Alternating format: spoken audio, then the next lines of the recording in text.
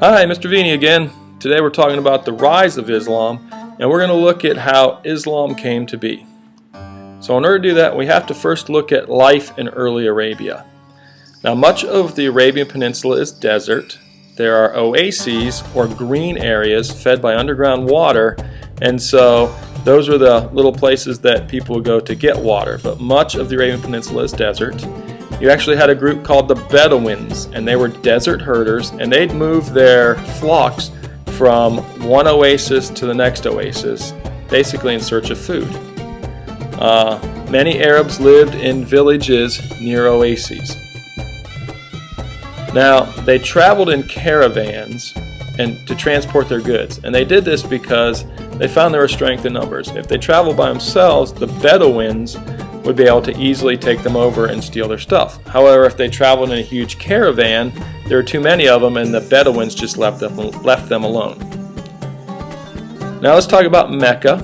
Mecca, or Makkah, became the largest and wealthiest trade city, and people came to Mecca to worship at what was known as the Kaaba. And the Kaaba was at the center of Mecca, and it is considered probably the holiest place there is.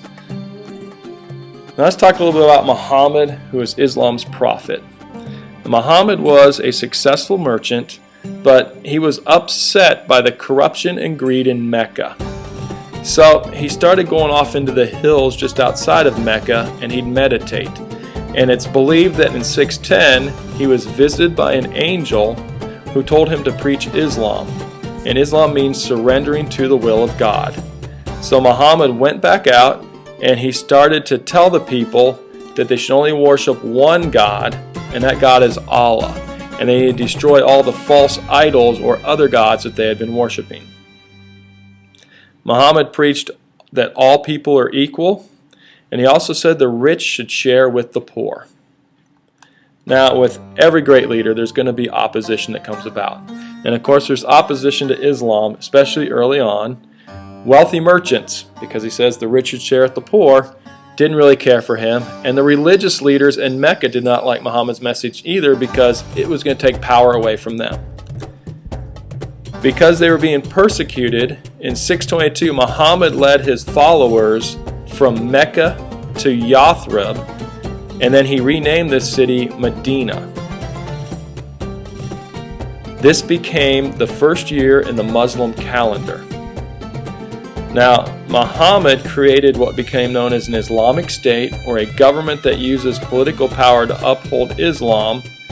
And then a few years later, he decides he'll march back onto Mecca, and in 630, his army actually conquers Mecca, and he makes it the holy city.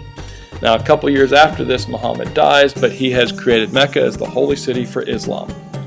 Now, let's talk a little bit about Islam's teachings. All right.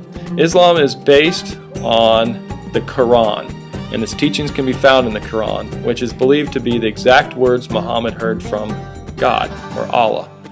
Muslims are told to be honest, fair, kind. They are to honor their parents. They are to give to the poor.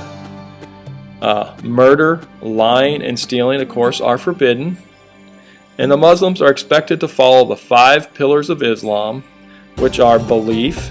You must say that there is no God but Allah, Muhammad is his prophet.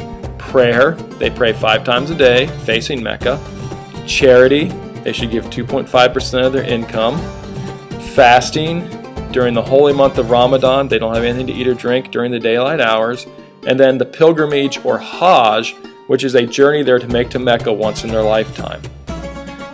Muslims also follow what's known as the Sunnah, which are customs based on Muhammad's words and deeds. Now, that's just a little bit about the rise of Islam. I hope you enjoyed it, and I'll see you in class.